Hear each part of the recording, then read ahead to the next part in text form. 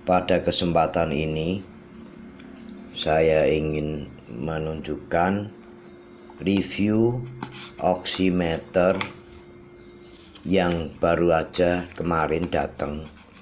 Oximeter ini saya kebetulan beli dari salah satu platform yang ada di Indonesia. Barangnya diimpor langsung dari Cina. Kardusnya seperti ini.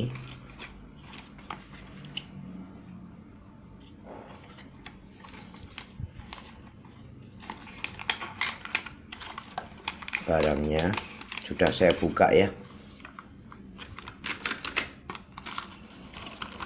dilengkapi kartu garansi yang kecil dan juga buku petunjuk.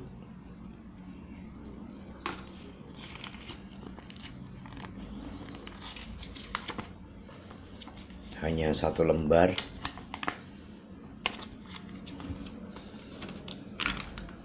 Isinya pulse oximeter ini, modelnya seperti ini.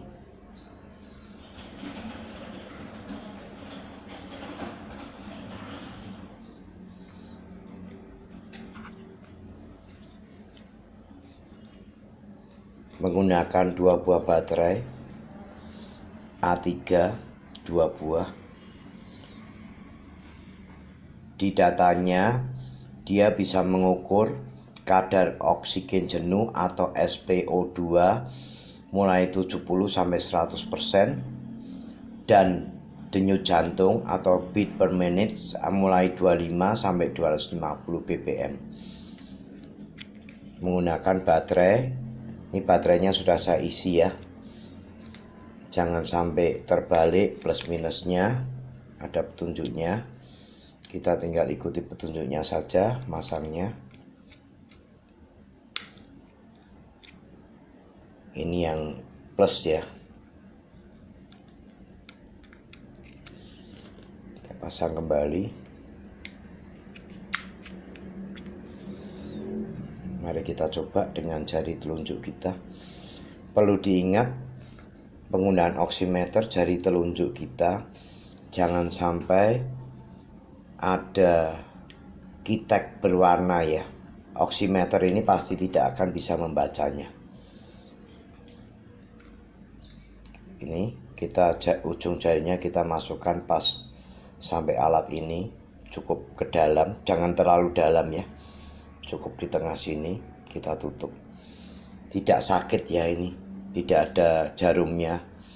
Lalu kita pencet tombolnya ini.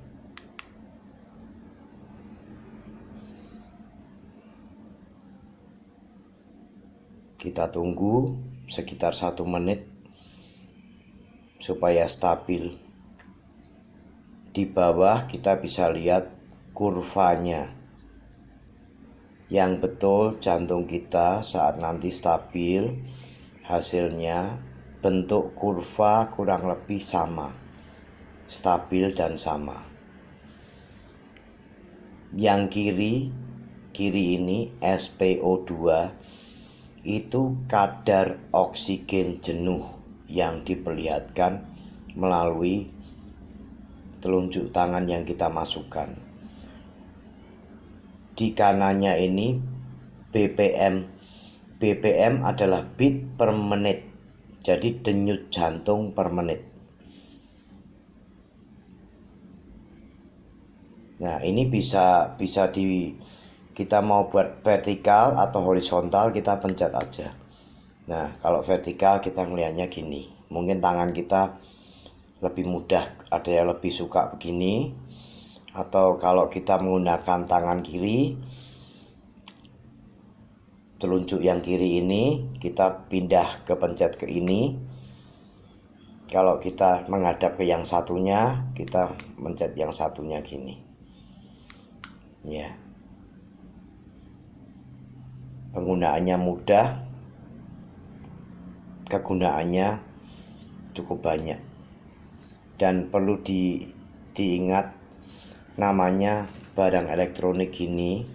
Kalau kita gerak-gerak hasilnya mungkin tidak stabil. Jadi kita harus betul-betul diam, tidak boleh banyak bergerak supaya hasilnya betul-betul akurat.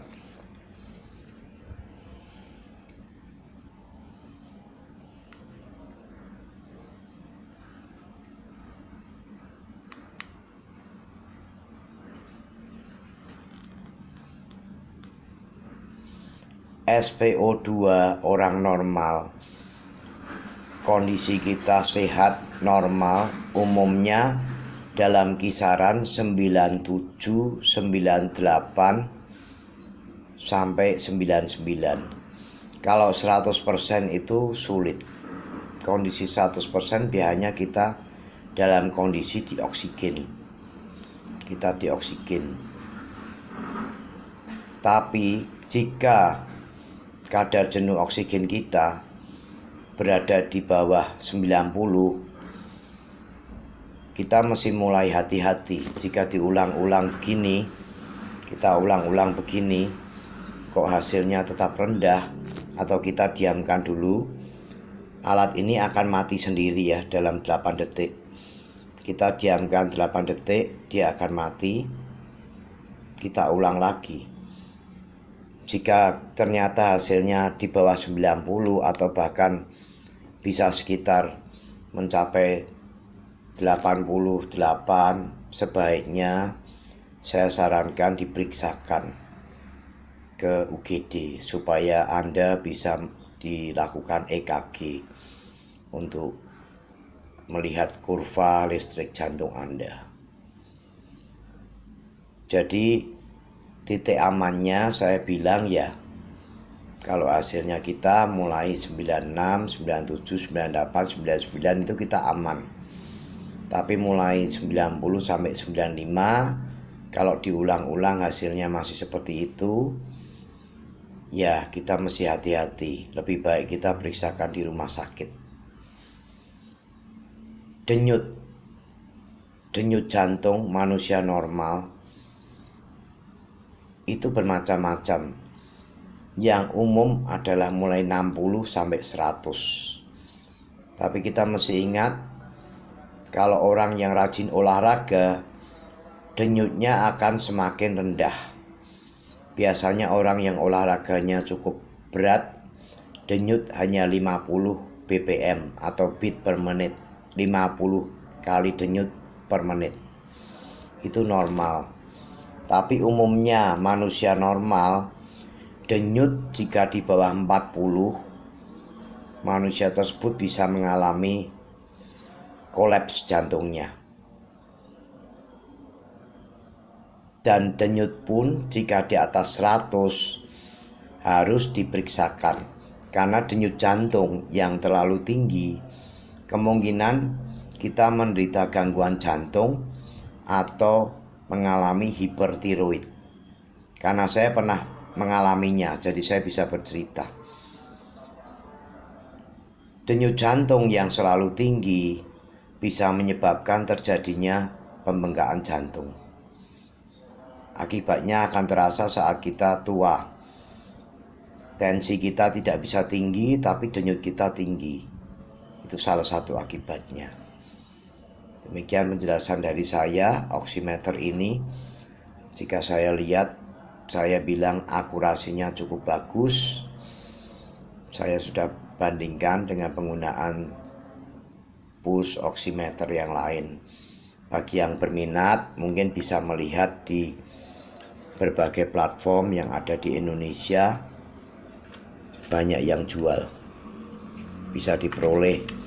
Hanya kita pilihannya dua. Kita mau impor langsung, impor sendiri, biasanya dari negara Cina, atau kita mau beli yang dari seller lokal. Kalau dari seller lokal ya harganya otomatis kemungkinan sudah di atas 200.000. Tapi jika Anda langsung membeli impor sendiri dari Cina melalui platform yang ada, mungkin Anda masih bisa memperoleh dengan harga sekitar 150.000. Karena impor barang-barang seperti ini kadang-kadang mengandung resiko bagi seller. Jadi seller harus mengambil keuntungan yang cukup lumayan. Karena kadang-kadang misalnya kita membeli 5 biji, ternyata ada satu yang tidak berfungsi. Dan satu yang tidak berfungsi itu belum tentu bisa dengan mudah dikembalikan. Sehingga menjadi kerugian yang harus ditanggung pihak penjual. Terima kasih. Salam sehat.